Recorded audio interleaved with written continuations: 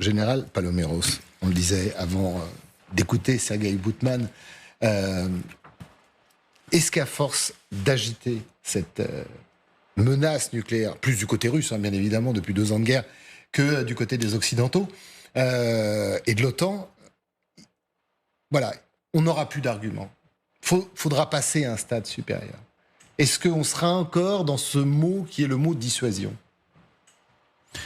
Non, je crois que c'est un peu le fond de la question, cette désinhibition du fait nucléaire. C'est paradoxal, hein. Pendant la guerre froide, finalement, on parlait assez peu de la dissuasion, si ce n'est pour compter les têtes, et puis surtout mettre en place tout un processus de contrôle, en quelque sorte. Et là, c'est un peu l'inverse. Non, mais évidemment que Poutine... cela dit, par rapport à son message précédent, enfin à ses messages précédents sur le nucléaire, là, il remonte quand même le niveau de l'emploi, entre guillemets, de l'arme nucléaire à la défense d'intérêts vitaux. Et toute la question se situe là. Est-ce qu'on peut considérer que... C'est quoi un intérêt vital ? C'est toute l'ambiguïté qui est pour le coup stratégique. Ça, c'est vraiment le sens de l'ambiguïté stratégique. C'est l'essence même de la dissuasion. L'intérêt vital... Ce qui est vital pour vous ne l'est pas forcément pour moi, encore moins pour Poutine, c'est ça ? Et ça peut évoluer au fil du temps. C'est tout l'intérêt du concept même de dissuasion, c'est de dire et de voir où se situent un peu les lignes rouges. Est-ce que Poutine considérait, alors on est là dans l'hypothèque, dans le scénario, que l'Ukraine est pour la Russie un intérêt vital? J'ai quand même du mal à l'imaginer. Mais pourquoi pas ?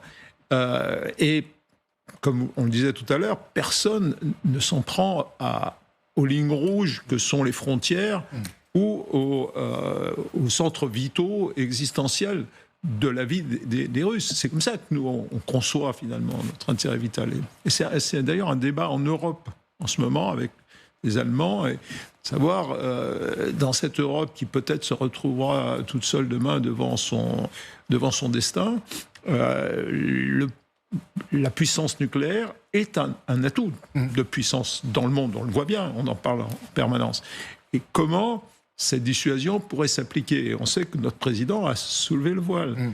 Et ça sera très intéressant dans un avenir proche de voir si, oui ou non, les autres pays européens, comprenant que cette dissuasion, elle est aujourd'hui indispensable, elle fait partie de ces outils qui garantissent à un peuple ou à un groupe de nations justement leurs intérêts vitaux, c'est bien ça. Est-ce qu'on va être capable de défendre cette idée que, quelque part, la dissuasion française, et Dieu sait si ça peut faire couler de l'encre chez les souverainistes, peut aider, soutenir à une dissuasion qui est celle de l'Alliance aujourd'hui, et peut-être demain de l'Europe.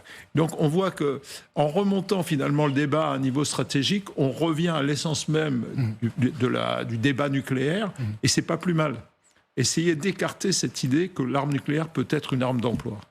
Michel Dzerzhinsky, quand il parle aussi de ce nucléaire, il dit à la fin quelque chose qui paraît comme une évidence, mais il le dit quand même comme s'il voulait se mettre en position de supériorité. Vladimir Poutine dit à ces Occidentaux qui, eux, ont oublié la guerre. Sous-entendu, moi, je suis toujours en guerre, dans ma tête, je suis toujours en guerre, et pas ce qui s'est passé ces dernières années aussi.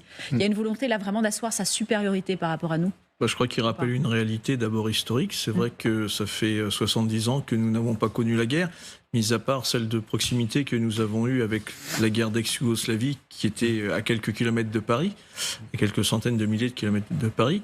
Donc je dirais que là, c'est quelque chose d'avéré. Après, en regardant les Occidentaux qui ont eu la difficulté à mettre en place tout le processus d'aide à l'Ukraine, si on l'a fait très vite en termes de mots, on le fait très lentement en termes effectifs. Et donc, il prend acte de cette réalité. Je crois que là-dessus, il n'y a pas d'ambiguïté. Par contre, sur la question... Est-ce qu'il ne joue pas aussi avec nos peurs ? Moi, je ne peux pas m'enlever de l'esprit ces images des obsèques de nos soldats tués en Afrique lors de l'opération Barkhane et d'autres opérations, les Invalides. Le choc pour la France, pour un soldat de trop, dont c'est le métier, qu'il a choisi. Poutine a raison. On est pied tendre. Poutine a toujours entretenu la guerre, l'art de la guerre. Les Russes ne sont pas les Français ni les Européens, donc il nous met quelque part devant, non pas nos responsabilités, mais devant nos faiblesses ou nos fragilités. Je crois que c'est ni une faiblesse, ni une fragilité. Je pense qu'on a intériorisé d'un point de vue anthropologique que la mort était une catastrophe pour une démocratie et que certes, lorsque les hommes s'engagent au sein d'une nation pour la défendre, lorsqu'ils disparaissent, c'est une stratégie, c'est une défaite pour la France et c'est une oui, mais on se bat contre un ennemi. De tragique. Et je crois qu'effectivement, lorsqu'on a eu ces soldats qui sont morts en Afghanistan, ça a été une tragédie nationale. Le rapatriement aux invalides, l'honneur qui a été fait, était tout à fait naturel. Mais on sentait bien que d'un point de vue anthropologique, cette proximité avec la mort est quelque chose qui s'est éloigné de notre réalité. Mais Poutine en joue aujourd'hui. Enfin, il le sait. Oui, non, mais tout à fait. Mais je pense qu'au-delà de ça, il le sait et il traduit cette réalité. Est-ce que ça veut dire que pour autant les Occidentaux ont renoncé complètement à se défendre? Je ne crois pas, parce que si c'était le cas, il n'y aurait pas eu ce discours d'Emmanuel Macron de rappeler qu'il allait jouer sur l'ambiguïté stratégique et que cette ambiguïté stratégique veut conduire qu'à un moment donné, on se recollera avec cette réalité qui est celle de devoir effectivement emmener des jeunes gens à la mort. On dit souvent que Poutine a peur. Ou en tout cas craint celui qui lui résiste. C'est aussi une façon de lui résister. Mais ça peut nous coûter cher.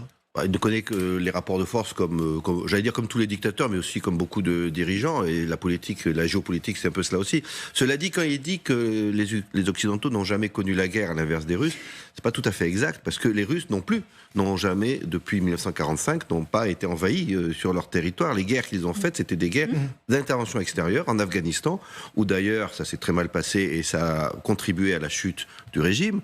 Et donc, nous aussi, on connaît des guerres. Alors, on a c'est pas des guerres massives avec des effectifs énormes, c'est pas comme l'Afghanistan pour l'URSS, mais les pays occidentaux... On est plutôt dans les opérations spéciales. Voilà, donc les Britanniques, les Français, les Américains sont des puissances aguerries sur le plan militaire. Ça fait 50 ans qu'ils s'entraînent, s'entraînent, c'est une manière de parler, mais qu'ils sont impliqués... Très réel quand même. Ils sont impliqués dans des opérations extérieures, comme la Russie, mais la Russie n'a pas connu la guerre sur son territoire depuis très longtemps.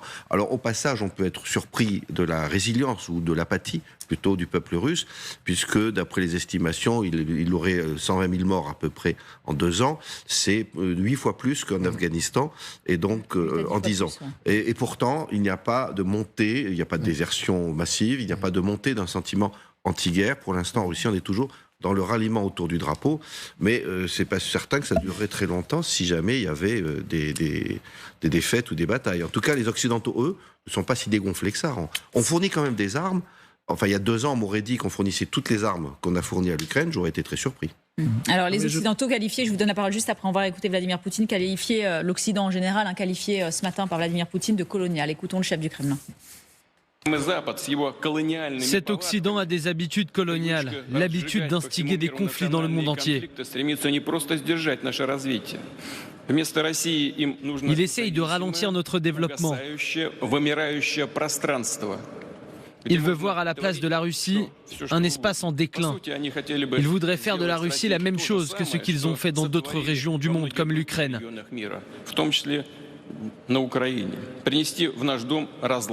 Semer dans notre maison la discorde et nous affaiblir de l'intérieur.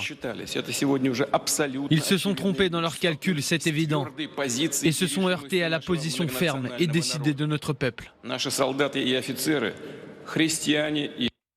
Alors, on va voir un clip de campagne dans quelques instants. Mais j'avais une toute petite question, Arlette Chabot, à vous poser sur le terrain sur lequel, notamment depuis 2 ans, Poutine emmène son peuple et nous emmène. Le terrain colonial. Il parle à ses alliés, certains de ses alliés, il parle aux BRICS, on le sait, et il se vend, c'est comme ça, et c'est effectif en ce moment dans certains pays d'Afrique comme étant le rempart contre la colonialisation. Et visiblement, ça fonctionne. Pas forcément en Russie, mais en tout cas à l'extérieur.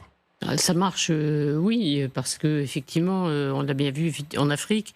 J'ai l'impression surtout qu'on revient toujours en arrière avec Poutine, c'est-à-dire que ça nous ramène aussi aux indépendances des pays africains. où là, effectivement, certains avaient accueilli bras ouverts l'URSS qui venait à leur secours. Donc c'est toujours l'ambiance guerre froide qui revient. Encore une fois, donc regardez le partage des pays qui ont basculé, on retrouve effectivement des pays qui étaient proches de l'Union soviétique et qui aujourd'hui accueillent... c'est l'Africa Corps, hein, c'est plus Wagner. Toujours, drôle de nom d'ailleurs. Oui, on aime beaucoup cette appellation. Souvenir. Donc l'Africa Corps, les troupes russes. Donc ce sont les vieux liens qui se sont recréés, les liens qui s'étaient effectivement formés, encore une fois, après l'indépendance de ces pays africains, et certains quittant la France pour rejoindre dans la lutte contre l'impérialisme et contre les colons l'Union soviétique. Donc ça, c'est le vent que Poutine fait souffler en ce moment en Afrique. Après nous, on dénonce l'impérialisme effectivement russe, parce que quand il parle de l'Ukraine, voilà, l'Ukraine, c'est ça, c'est l'impérialisme russe. Il ne faut pas oublier que l'Ukraine est un pays indépendant. Lui a l'air de l'oublier quand même.